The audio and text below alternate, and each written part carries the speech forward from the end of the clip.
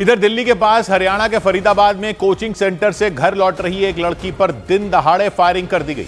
बताया गया कि गोली चलाने वाला लड़का उस लड़की को पहले से जानता था और किसी बात से नाराज होकर उसने गोलियां चला दी और गोलियां दागने के कुछ ही मिनटों के बाद वो वहां से फरार हो गया। फरीदाबाद की श्याम कॉलोनी में गोली चलाने से पहले वो उस लड़की का इंतजार करता नजर आया। वो अपनी मोटरसाइकिल के पास खड़ा दिखाई दिया और जैसे ही उसने उस लड़की को वहां से गुजरते देखा, उसने अपने बैग से पिस्तौल निकाल ली। फिर वो धीरे धीरे उसकी तरफ बढ़ता दिखा और उसके नजदीक पहुंचते ही उसने गोलियां चला दी। इस दौरान उस लड़की के साथ दो और लड़कियां मौजूद थीं और वो ये देखकर चीख पड़ी। इसके बाद तो उस लड़के ने अपनी मोटरसाइकिल स्टार्ट की और भाग निकला। और बताया गया कि वो लड़का कोचिंग सेंटर से ही उसका पीछा कर रहा था। इतना ही नहीं, दावा है कि उसने उस लड़की को रोककर उससे बात करने की भी कोशिश की थी, लेकिन वो नहीं रुकी।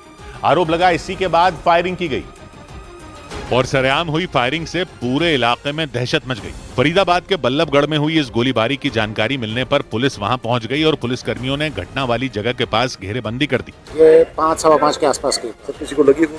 हाँ, कनिका जैन नाम की लेडी है उसको। बल्लभगढ़ की श्याम कॉलोनी में वो लड़की कोचिंग सेंटर से अपने घर लौट रही थी और आरोप लगा इसी बीच उस लड़के ने उस पर फायरिंग कर दी। बताया गया कि आरोपी ने गोलीबारी के बाद अपनी पिस्तौल फेंक दी और वहां से भाग निकला। पुलिस और फोरेंसिक टीम ने सबूत जुटाने के दौरान उस पिस्तौल को जब्त करने का दावा किया और पुलिस गोली चलाने वाले उस लड़के की तलाश में जुट गई।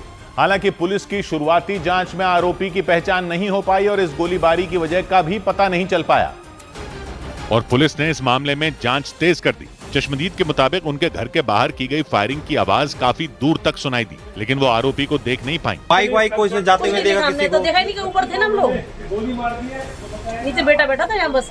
चश्मदीद के मुताबिक घटना के वक्त वो परिवार के साथ अपने मकान की पहली मंजिल पर मौजूद थीं और उन्होंने गोलीबारी के बाद घायल हालत में उस लड़की को देखा। तो वो चिल्लाई थी, हम सोचे किसी ने बम फोड़ दिया गली में। ओके है तो उसको देख डर के उसके मुंह में खून देखा इसके पापा ने, तब वो नीचे भाग के आए हम लोग।